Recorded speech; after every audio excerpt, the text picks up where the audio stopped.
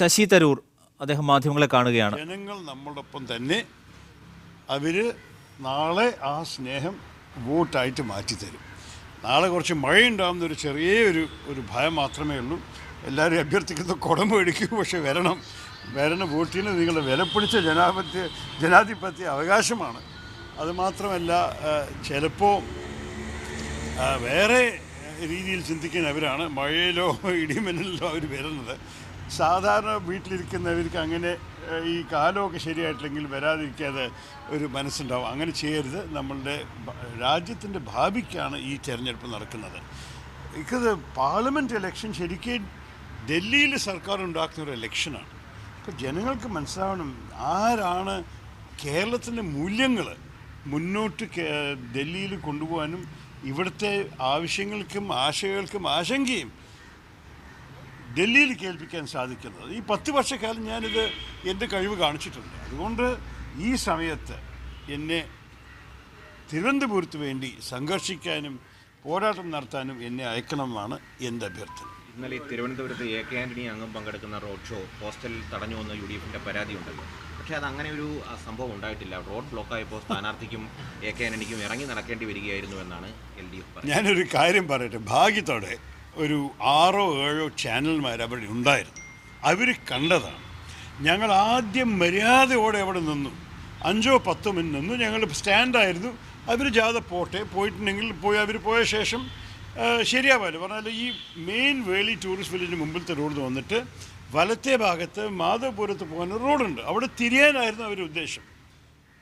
ഈ തടസ്സം വന്ന ഉടനെ കുറച്ച് തിരിഞ്ഞിട്ടുണ്ടായിരുന്ന LDF പ്രവർത്തകർ തിരിച്ച് വന്നിട്ട് തടസ്സത്തെ കൂടിയാക്കി ഞങ്ങളുടെ പ്രവർത്തകരുടെ മുമ്പിൽ ഡാൻസ് ചെയ്യാനൊക്കെ തുടങ്ങി വലിയൊരു ബഹളമുണ്ടാക്കാൻ ശ്രമിച്ചു. എൻ്റെ അർത്ഥം, നേരിട്ട് പോയിക്കൊണ്ടിരുന്നിട്ടുണ്ടെങ്കിൽ ഒരു 10 മിനിറ്റും കൂടി കാത്തിരുന്നാൽ എല്ലാം മാറിയിട്ടാണ് ട്രാഫിക് ബ്ലോക്ക്. അത് കഴിഞ്ഞിട്ട് ഞങ്ങൾ മനസ്സിലാവാൻ തുടങ്ങി അവർ ഞങ്ങളെ ഇളകുന്നില്ല. പിന്നെ മുന്നോട്ട് പോയ ചില മാധ്യമ പ്രവർത്തകർ വന്നിട്ട് പറഞ്ഞു, ഇത് നിങ്ങളെ തടുക്കാൻ വേണ്ടി ഒരു പരിപാടിയാണ്, ഇവർ ഇളകണയില്ല. ഈ മാധ്യമ പ്രവർത്തകർ അവർ കണ്ടതിനെ ഞങ്ങൾ അറിയിച്ച ശേഷമാണ് ഞാനും ശ്രീ AK ആൻ്റണിയും കൂടി സംസാരിച്ചിട്ട് അദ്ദേഹം പറഞ്ഞു, നമ്മളിനി പിൻവലിച്ച് തിരിച്ചു പോയാൽ നമ്മൾക്കൊരു വലിയൊരു വഷളാണ്. ഓൾസോ ഇത് അപ്രൂവ്ഡ് റൂട്ടാണ്, പോലീസുകാർ അപ്രൂവ് ചെയ്ത റൂട്ടാണ്. മുന്നോട്ട് പോകാനൊരു വഴിയില്ല. ഞങ്ങൾക്ക് 6 മണി വരെ ഉള്ളൂ. അത് കഴിഞ്ഞിട്ട് ഒരു ശബ്ദം ഉണ്ടാക്കാൻ പാടില്ല. അപ്പോൾ ഈ സ്ഥിതിയിൽ 4:15 മണി മുതൽ 5 മണി വരെ, ഒരു 5 മിനിറ്റായിരുന്നു.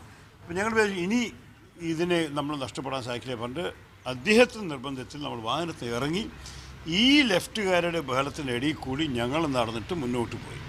ഒരു 10 മിനിറ്റ് നടന്നിട്ട് ഞങ്ങൾ ആ ബ്ലോക്കിനെ കടന്ന ശേഷം അവർക്ക് ഈ തടസ്സത്തിലൊരു ഉപയോഗമില്ല എന്ന് മനസ്സിലാക്കിയ ശേഷമാണ് അവർ ഞങ്ങളുടെ പുറകെ വരാൻ സമ്മതിച്ചത്.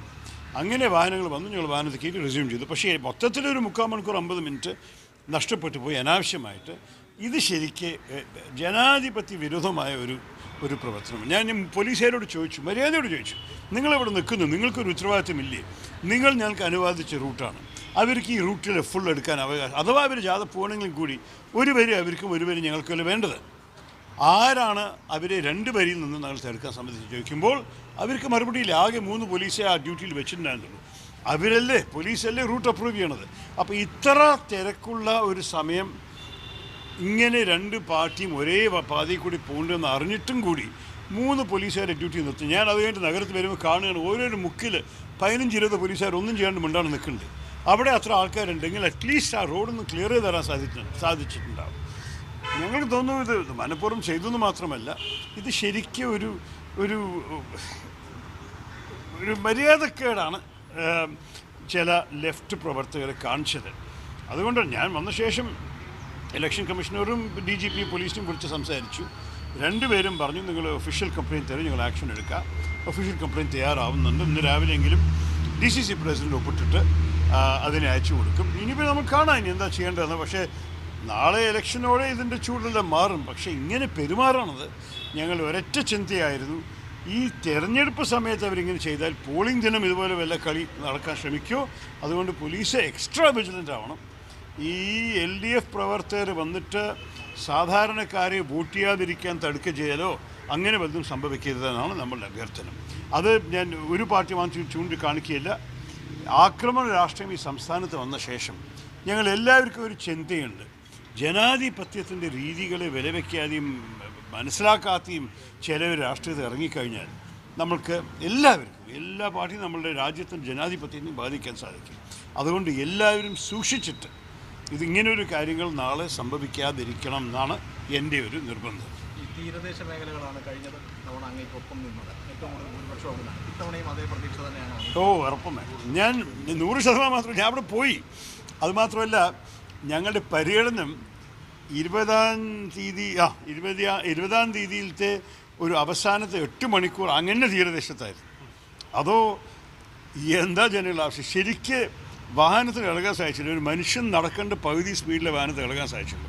അത്രത്തോളം ജനങ്ങൾ പാതിയിൽ ക്രിസ്ത്യൻ മേഖല തീരദേശത്തിൽ, മുസ്ലിം മേഖല തീരദേശത്തിൽ പറഞ്ഞാൽ ഭീമപ്പള്ളി, പൂന്തുറ, നിങ്ങൾ വിചാരിച്ചോളൂ, ജനങ്ങൾ ഇതിനെയും കാട്ട് ഇറങ്ങി സ്നേഹം കാണിക്കാൻ സാധ്യതയില്ലാത്തൊരു വഴിയാണ്.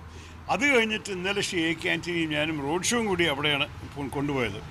ഞങ്ങളാണ് തീരുമാനിച്ചു ഈ കൊട്ടിക്കലാശത്തിന് പേരൂർക്കട എത്താൻ നമുക്കൊരു സാധ്യത ഉണ്ടാവില്ല എന്ന്. അത്രത്തോളം എന്നെ ഒരു 24 മണിക്കൂർ മുമ്പ് കണ്ട ശേഷം കൂടി അവർ വീണ്ടും ഇറങ്ങിയിട്ടുണ്ടായിരുന്നു. ഇതെല്ലാം ജനങ്ങളുടെ സ്നേഹമാണ്. ജനങ്ങൾക്ക് അവരുടെ സ്വന്തം താല്പര്യങ്ങളും അവരുടെ ആവശ്യങ്ങളും മനസ്സിലാക്കി അവർക്ക് വേണ്ടി പ്രവർത്തിച്ച ഒരു തിരുവനന്തപുരത്ത് മുതിർന്ന കോൺഗ്രസ് നേതാവ് എ കെ ആന്റണി പങ്കെടുത്ത UDF സ്ഥാനാർത്ഥി ശശി തരൂരിന്റെ റോഡ് ഷോ LDF പ്രവർത്തകർ തടസ്സപ്പെടുത്തി എന്ന ആരോപണം LDF പ്രവർത്തകർ തടസ്സപ്പെടുത്തിയിരുന്നു. അതുമായി ബന്ധപ്പെട്ട് മാധ്യമങ്ങളോട് സംസാരിക്കുകയായിരുന്നു